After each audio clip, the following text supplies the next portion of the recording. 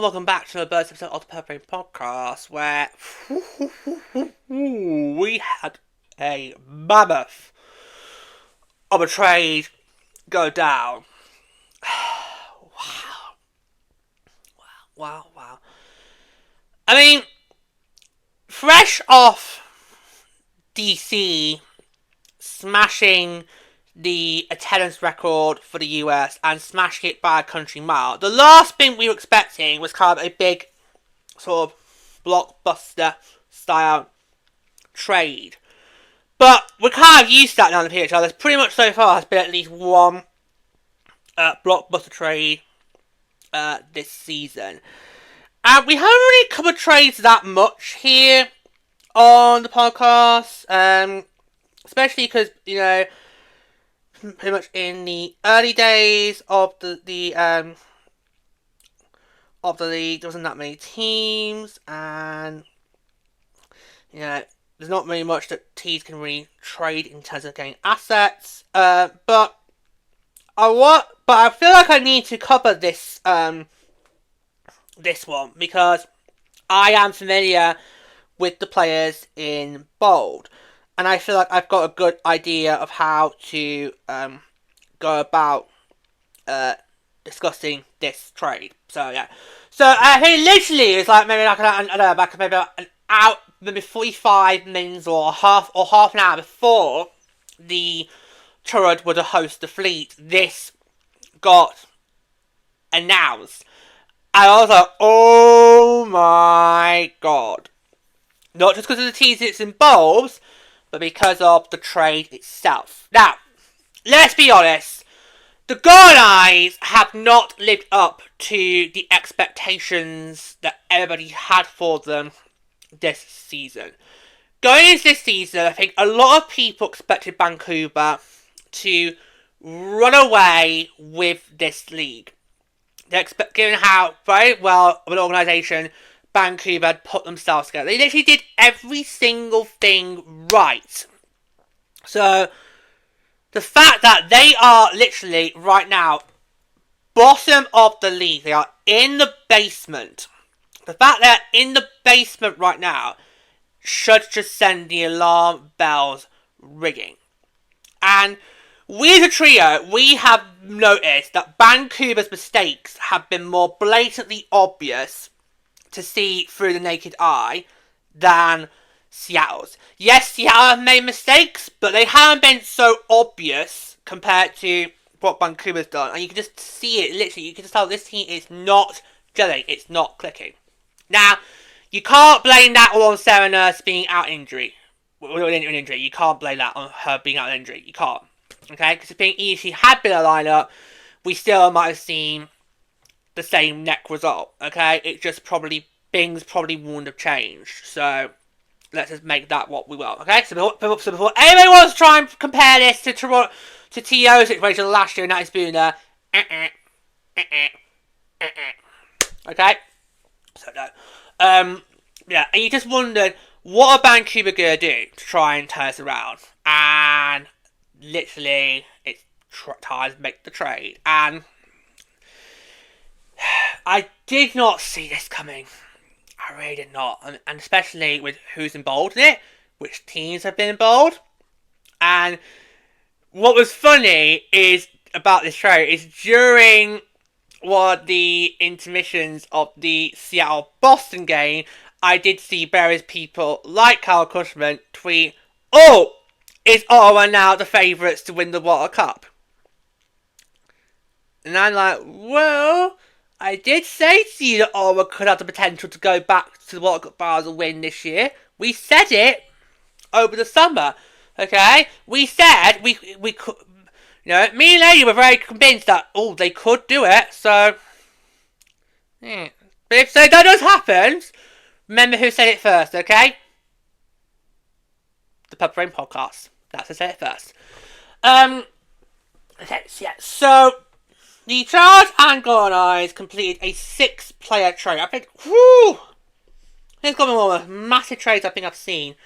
So, the Charge acquired Micaiah Cabot, Emma Greco, and Brooke McQuigg from the Goldeneyes in return for Manon McMahon, Anna Mexia, and Anna Shokanina.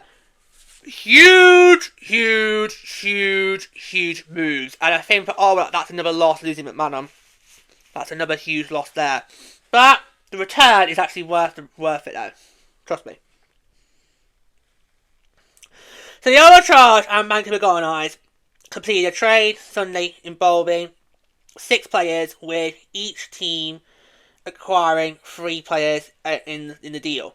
The Charge acquired forwards Micaiah Cabot and Brooke McQuigg, along with defender Emma Greco from the Goldeneyes, in exchange for forwards Manon McMahon, Anna Mexina, and Anna Shokanina. The PHL trade deadline is March the 30th. Ooh, that's quite late this year. Ooh, that is quite late this year. End of March, last day of March. And that's the date. What? So that's what? So that means roster freezes Calgary's Tegma Tour game. That's quite late. That's quite late for PHL. That's quite late. Especially how the regular season is ending in April this year and not May. That's quite late. That's quite late for a trade deadline. That's quite late. That is quite late. But again, this is not like the air chart. It's going to be during the Paralympics. So, but wow.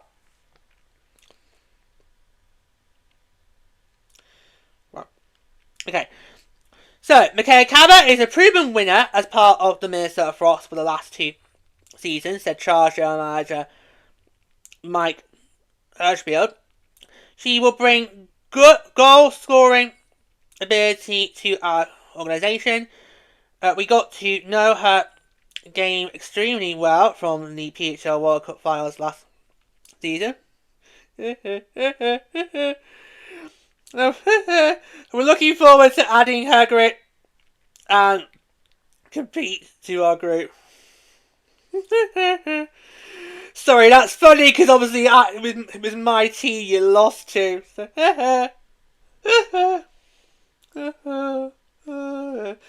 Emma Greco is an experienced defender who will bring defensive stability and toughness to our blue line. Added Hirschfield.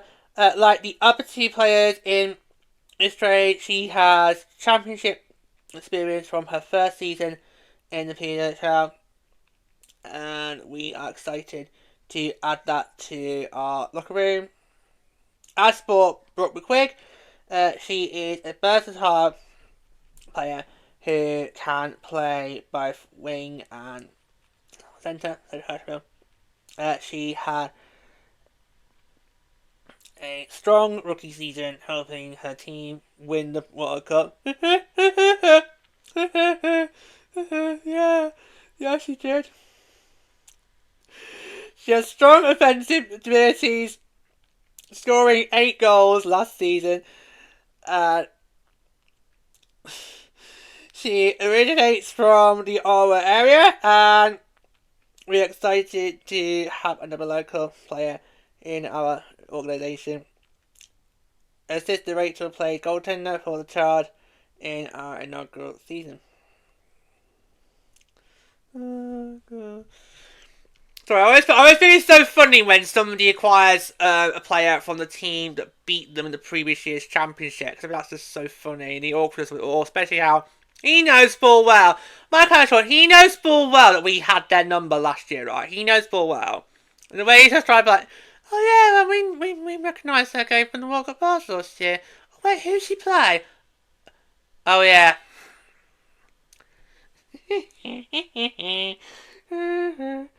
Right, okay, so that's Ottawa side. Let's go to Vancouver side of the deal now. Manon McMahon can play all 200 feet adding energy on the forecheck, but also possessing great playmaking ability. Maxia plays with grit and has a hard nose for the net.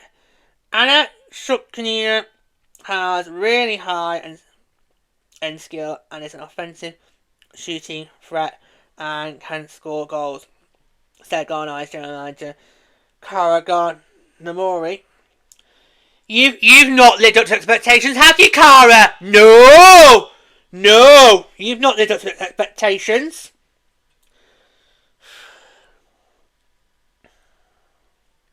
I wonder how Princeton is doing these days. Anyway, these players will make an impact at both ends of the ice. We want to compete with grit and speed, and these players embody those qualities and fit the way we want to play.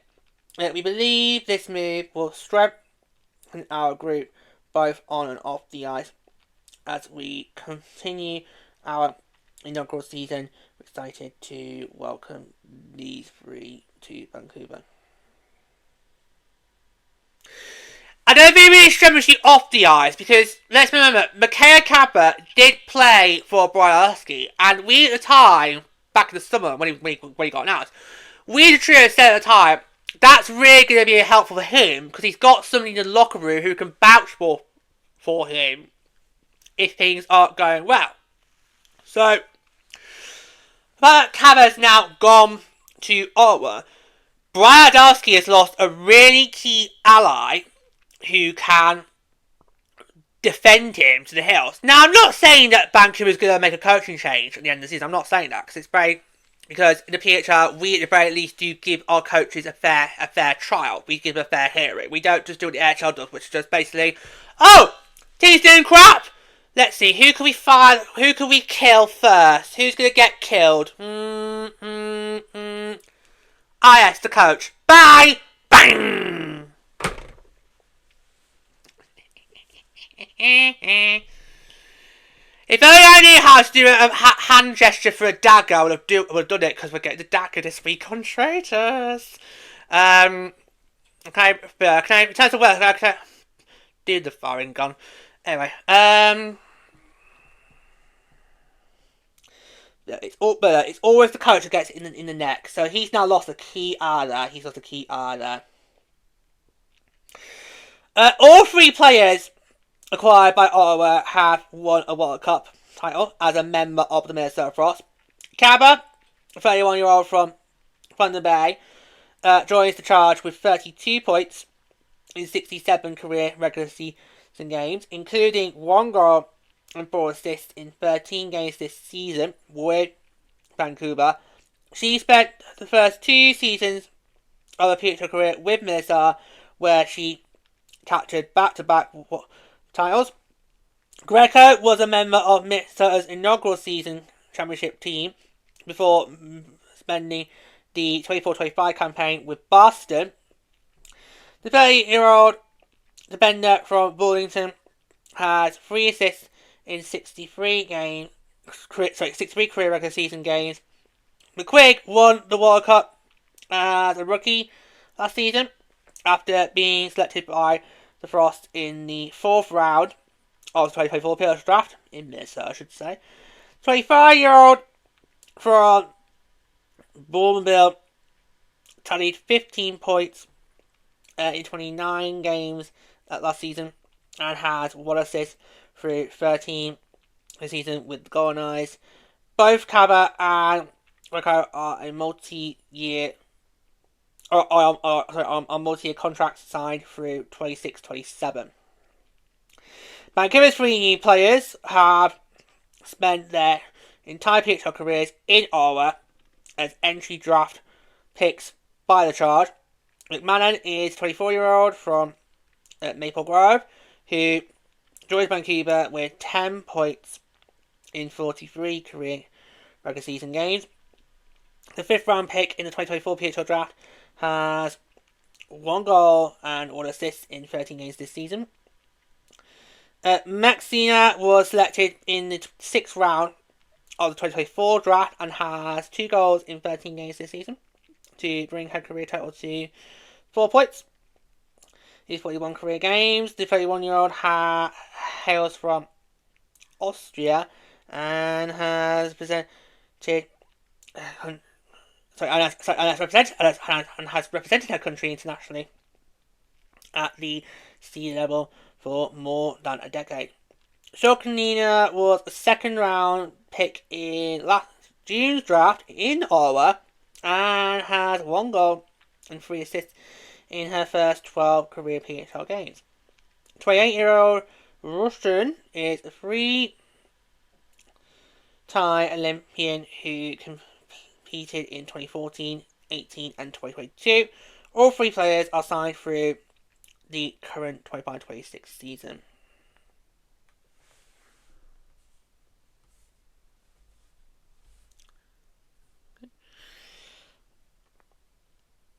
And Ottawa's next game is Tuesday night on the road against New York at 7 p.m. Eastern at Central Centre. Vancouver returns to action on Thursday night at home against Toronto at 7 p.m. Pacific at Pacific Coliseum. I'm interested to see if those new players will start then. But, yeah, so, right. I look at this trade and you think, I know who the winner is. Because the blockbuster trade in season 1 and season 2 were both kind of ties. Both teams involved in those trades got a decent return, so you couldn't really work out who won that trade. Okay. But this trade, it's fairly obvious that the Ottawa Charge are the winners. You are getting Walter Cup Championship pedigree, and I know this by because obviously it's my team. They were on my team, in the past 2 seasons, okay? So, this is why I feel I'm quite experienced to talk about this, because obviously I've mirrored these players, I know what they can bring. Of course, but Kaya Kappa, she has pretty much won championships in pretty much anywhere, everywhere. She's basically like Midas. Anything she touches turns to gold. So, I wouldn't be surprised if people are now thinking, well, maybe Ottawa could now win it all because they've got someone like Kappa who's got on quite a championship streak. I wouldn't be surprised if people are thinking that. We'll see.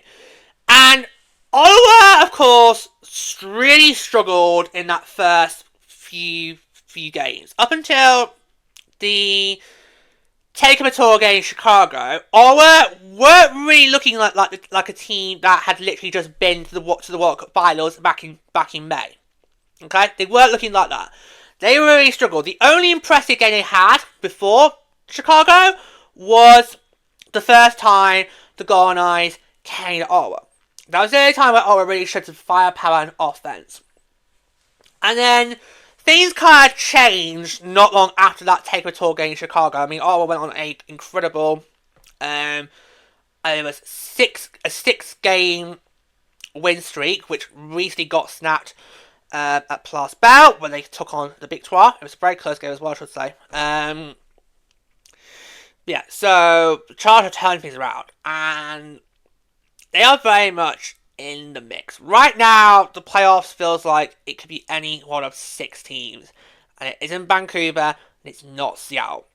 Literally, the playoffs is a fight between the inaugural 6 teams. That's what it feels like right now. And Seattle Vancouver are basically just chugging along, trying to find identity, trying to find their way, and it isn't working. Particularly with Vancouver. So don't be surprised if Seattle thinks, ooh, it's not having a big clear out. I'll be clear, that's alright. Don't be surprised if Seattle makes moves, because they're going to, okay? Because they'll be looking at Vancouver thinking, ooh, should we do that? Okay? Don't be surprised. If it's not before Milano Cortina, it could come after Milano Cortina, we just did that, but don't be surprised if Seattle thinks, oh, yeah, we're not doing well either, we might need to make a change.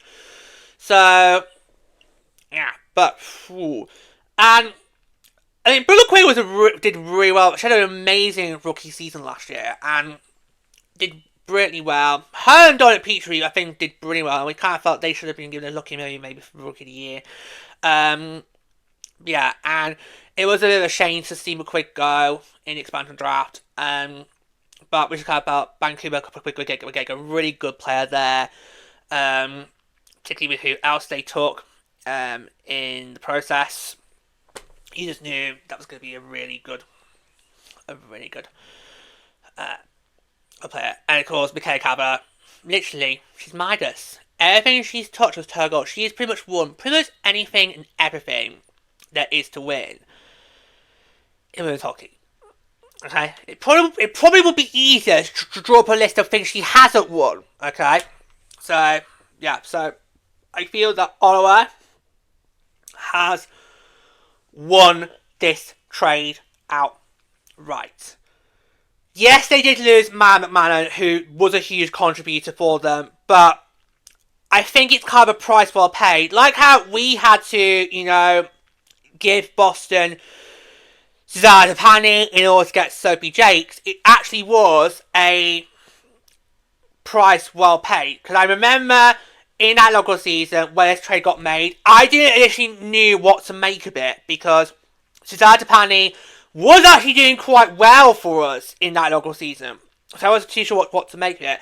But then as soon as Sophie Jakes came, she slotted in nicely, and I was like, okay, yeah, it was a price well worth paying. Okay? It was well worth paying the price.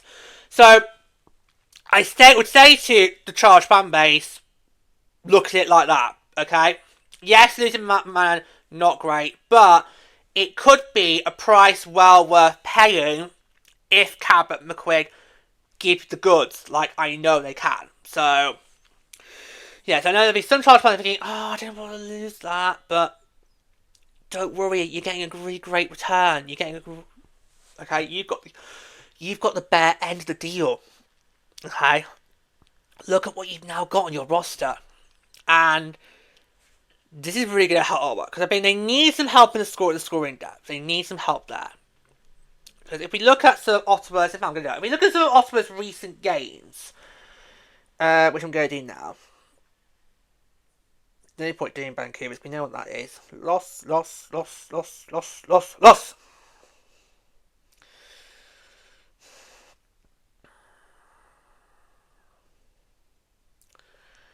Anyway, right, just give me a second, I'll get the web page up.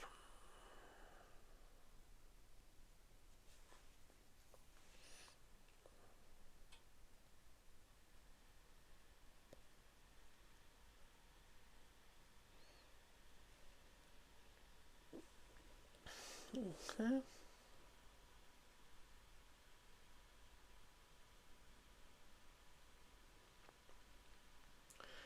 Right, so if we have a look at Ottawa's most recent games.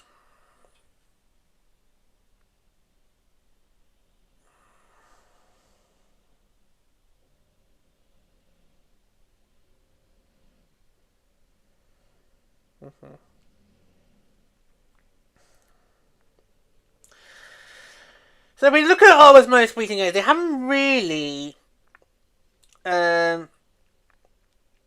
scored more than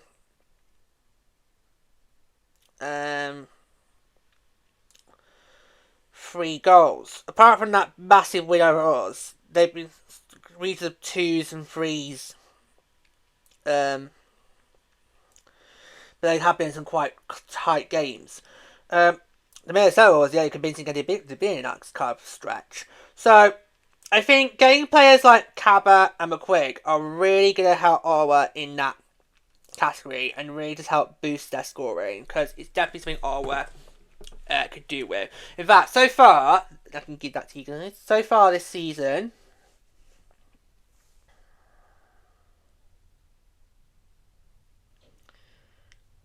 so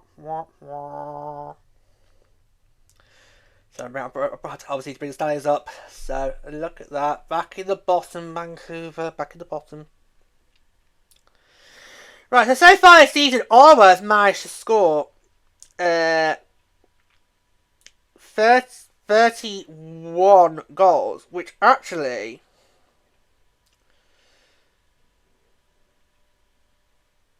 is the second most in the league. Jesus Christ!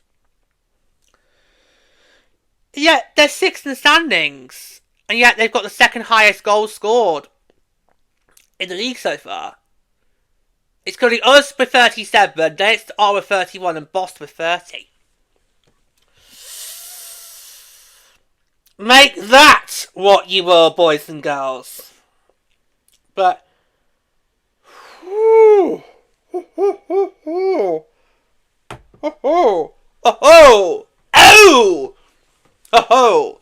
right. Yeah, but I expect Ottawa to really step up with the firepower because those two players are just they are eccentric, they are brilliant, and they're really going to help Ottawa in scoring. So I think if you're asking for who the winner of this trade is, it's Ottawa. With who they've been given and how well they're going to impact this team going forward. I am so excited to see what Ottawa's going to do come these next couple of games. And they've got quite... In fact, let's look at who Ottawa's got between now and Milano Cortina. So they've got New York tomorrow. They're in New York tomorrow. And then they don't play again until, I believe it's Saturday? Yes, Saturday. Will they be at Montreal. And then their last game before Milano Cortina will be next Wednesday when they're going to be taking on Seattle. They'll be taking on Seattle. It's going to be a massive night next Wednesday because all 8 teams are in play. You've got Stetson at Victoire, us hosting the Goldeneyes, Sirens at Fleet, and Torrent at the Charge. So these next 3 games for the Ottawa Charge could be really huge, against 2 teams who are currently in the playoff picture. And if you look at the standings right now, Ottawa is only 1 regulation win out of a playoff spot. So this could get very interesting very quickly, especially now they get up Cabba, they get up McQuaig. I can just see Ottawa literally now going over the tear, and wouldn't be surprised. Yeah, and I think they're going to slow well. So yeah, so Ottawa has won this trade. Was I expect this trade? No, especially as this was at the tail coming after what was a record-breaking night in DC. You know, was I exhausted coming to bed last night because wow, there's so much had literally just been hit at me. You know, so hoo-de-la. But yeah, so a huge blockbuster trade. So that's another thing Vancouver can tick off. They've done in their inaugural season. Made a big trade. Tick. Another thing you can tick off there. But yeah, and I think it's kind of the right thing for Vancouver to do. I mean, it's not working. Let's face it. It's not working with the organisation. They need to do something. And it's better to do it now rather than wait until, say, trade deadline. Because trade deadline in the PHL does tend to be a bit quiet. You don't get to really see that much action. So I kind of feel if something was going to happen, you may as well do it now. And we'll see how it goes. We'll see how it goes. Yeah, so it's going to be really exciting. But yeah, but Ottawa, I do really feel has won this trade, and they've won it big. And we'll see. But I thought it was so funny how immediately long after this trade, a lot of people were still online, were starting to say, "Oh, is Ottawa now favourites to win the World Cup?" And I'm thinking, well, I kind of did say to you over the summer we could maybe see Ottawa go back to the World Cup finals and win. So who knows? So if it does happen, I'm taking the credit because I said it first on my show, on this show. So I'm going to take credit for that first. So just, yeah. But anyway, we will see. They definitely have now put themselves back in contention. Okay. They've definitely now put themselves back in the conversation. And plus, they're the only team so far this season that's managed to beat Boston twice. So chances are, if Ottawa was to somehow get in, I don't see Boston picking them. Because if Ottawa's going to get in, they'll probably get in as either the 3rd place or 4th place team. And I do not see Boston choosing them as their person to say fast. Especially as they know the Big 12 did it last year, and what happened there? So, yeah. But we'll see. We'll see what happens. So, this has now got really interesting and really exciting, and especially given how we are now only about a week to go before we hit. Because next Thursday we begin the month-long Olympic break. The Olympic break begins 1 week from Thursday. I was not expecting any big trades like this to happen before Milan. I was not expecting that. But it's a huge deal. But maybe it's better to have this before Milan rather than after Milan. Because obviously after Milan you start to think about, right, World Cup, who's going to get in, who's not going to get in, who's going to be fighting for gold plan. So this is really exciting. I can't wait to see how this trade's going to unfold. I really can't. So, we'll see. Will Cabot and McQuigg make their debuts tomorrow in New York? We will see. But Ottawa, oh my, did the Charge win this trade, and they won it big. They won it very big indeed.